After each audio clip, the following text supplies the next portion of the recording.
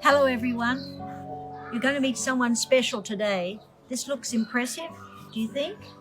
Well, actually, they're my gardening gloves. I've lost one, but I'm going to use this one, and these are my tools. They don't look anywhere near as fancy as my friend Jeanette. This is Jeanette. It's a picture of her in the garden in the drive near the church. Now, I want you to meet her spirit. So I am going to do a bit of gardening, but mostly I'm going to interview her. Now, Jeanette, what are you doing? Just tell everyone what you're doing. Just trying to make this look prettier than it was already looking. Just suddenly felt the urge to do it. It's a gorgeous day and it's lovely, and Pauline's here helping me. Jeanette, what are you going to do with that wonderful bag of stuff down there? I'm going to smuggle it back to our house, and some of it will go into our bin, and if anything's worth it, I'll put it through my mulcher, and then it will go into the compost bin, and then it will go back to Mother Earth in my garden. How's that? Why do you do that? Who knows? I have just had a compulsion to garden ever since we got married in 1960, and I had a garden of my own. Absolutely devastated my father. He said if I'd known you were this keen on gardening, you could have done a heck of a lot more down on the farm. Jeanette, but what motivates you? I just the excitement of each season, seeing something come through, and actually all the somethings that come through, they often don't last more than about 3 to 6 weeks, like spring flowers, blossom trees, but there's always that anticipation, so you have lots of other things that'll be coming along. Do you get sick of replacing things? Pardon? Do you get sick of replacing things because they don't last? Most of the things last if they're looked after, but there's always a lot of cutting back to do, and a lot of feeding of the soil, carting of buckets of compost and mulch. Actually, one thing I don't enjoy is pulling out horrible grass at the beach. I've got a garden down there, and this stuff just grows and chokes everything to death, and I have to say I feel a bit depressed about tackling that.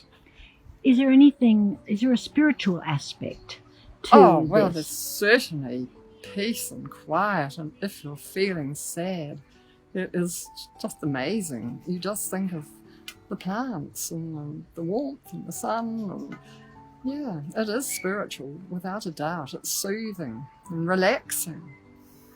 Is there a time that'll come when you can't garden, do you think? Well, it could be creeping up on me quite slowly now, with a bit of an ache in one hip and a heart that doesn't always want to leap up and down as fast as I want to. Jeanette, how would you describe your love of life? How would I describe my love of life? Very grateful that I am still alive and very well, and I've had an absolutely charmed life.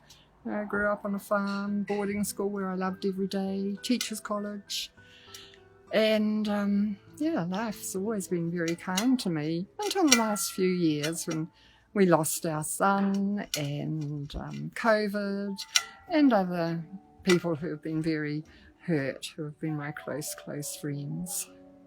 How do you keep going? How do I keep going? Well, I just see the need, and I don't enjoy sitting around doing nothing. I like reading, but I only read if it's very wet and horrible and I can't go outside. Or if I've got people coming to dinner, then of course I'm a powerhouse of energy, cooking and cleaning. Can I read one of your COVID essays to people? Yes. Thank you. I'd love to. Okay. There is no age too old to give yourself fully to life. You just have to work out what's your energy and what you want to give it to and who you want to give it to. And there's people who need it. One of the things when I walk with Jeanette, she likes to smile at people. and she'll say good morning, and some don't want to, but you know they look up and do it, and I think it's a wonderful thing. I've talked about the power of children, and I want to talk to you and just leave you with the powerful umbilical cord that connects older people and children, and they need each other, and Jeanette knows that, and we'll be meeting her again. My friends, whatever you're doing, remember, you can give yourself fully to it. It'll be something good. God loves you. The world needs you alive now.